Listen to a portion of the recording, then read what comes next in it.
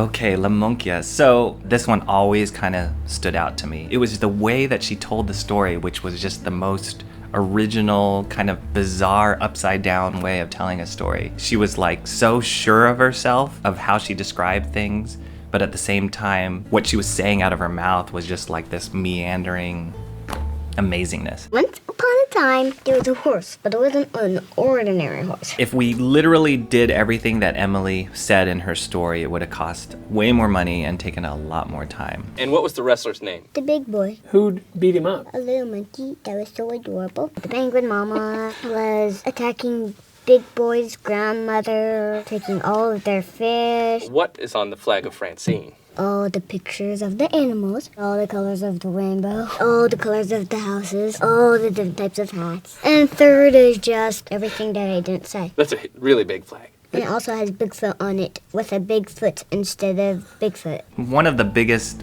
joys of watching just the raw footage of that was Will and Josh's reaction to Emily's story as she was telling it. Those guys could barely keep it together because it's just so the craziest things that were coming out of her mouth. If we just went into an animated world, we would lose some of that humor. My solution for that was, let's make Emily the main focus, make her the animated character, and still keep her within the real world of the interview. They kind of had to be like a little bit bigger just to fit in the nice big yellow chair, and also cover all the gestures. Like anytime her arm moved or her legs moved, we really had to be cognizant of, okay, the character has to cover that. They're having a competition who could make the biggest piece of paper.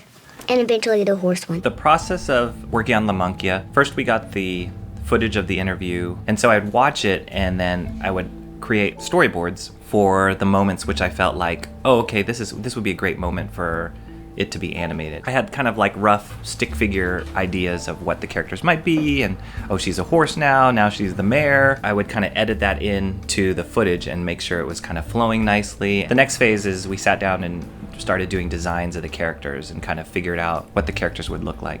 And in this particular case, because it was always Emily talking the whole time and yet she was changing from different form to form, I kind of wanted to have a consistency between those characters. I tried to keep her eye shapes, her mouth shapes the same to kind of make the viewer feel like, oh, this is the same girl talking even though she looks totally different from scene to scene. Then we move into a stage called layout, which we are basically taking those finished character designs and placing them in the scene exactly how they would be placed. And then finally, after layout is done, we move into animation. So that's the real fun part, where here's the dialogue and the animator will listen to the dialogue over and over again, and then how would that character act out that dialogue. A lot had to do with eye blinks and which way she was looking and how her mouth moves. I mean, that's really testament to the way she delivered that story and the story that she told. Oftentimes you'll get bits of dialogue, and you see these in like feature movies even, there's like dialogue that's just really dead and there's nothing you can do with it. But every time I listen to that story, and I don't get tired listening to it, every time I hear it, I hear something different or some other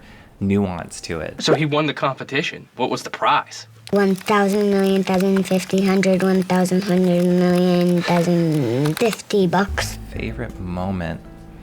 There's a lot. I like the mare moment. All of a sudden this mare is just like berating this poor horse for no apparent reason. Hopefully, we portrayed that visually in that similar way where we just kind of threw in the mare. I loved the turtle with the spitball helmet. I can't even explain why that was so funny. It's just the weirdest moment how she described that and how that kind of came up. Like, it didn't make any sense, but it did make sense. So I think Emily really made us laugh the whole time, the whole process.